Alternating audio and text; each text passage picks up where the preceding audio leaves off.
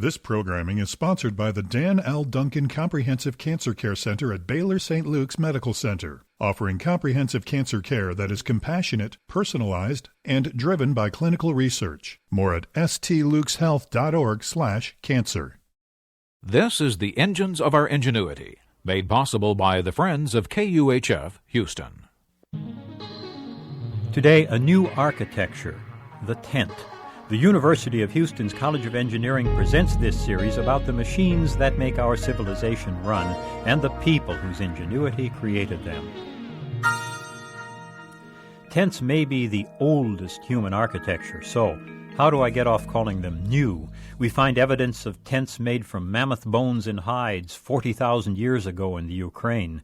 The nomadic Old Testament patriarchs wrote, "How goodly are thy tents, O Jacob." And tents endure. When I was 13, I rose at 4 a.m. one day to help elephants and roustabouts put up a great circus tent, 2.5 acres of canvas.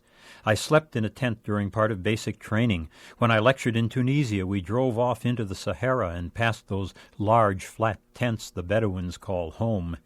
Now avant-garde architects introduce membrane construction.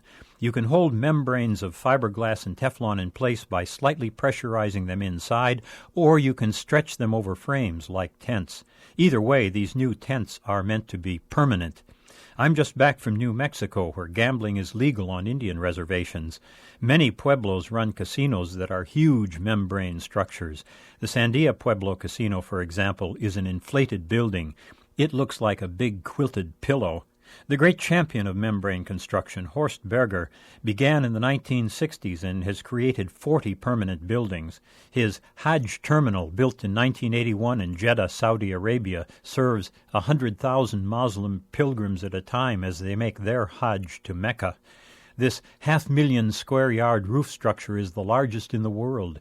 Its vast, swooping surface is a dazzling sight. Berger repeated the trick on a smaller scale when he built the roof for the Denver airport. Unlike Saudi Arabia, Denver has to cope with snow loading, yet the roof can hold 40 to 50 pounds of snow per square foot.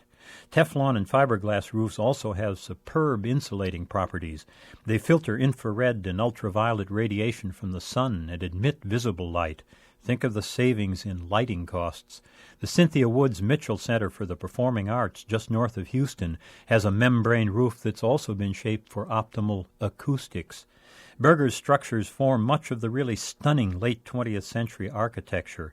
The San Diego Convention Center, the Munich Olympic Stadium, the huge Tokyo Dome Arena, Italy's M&G Research Laboratory, the Folkestone Channel Terminal.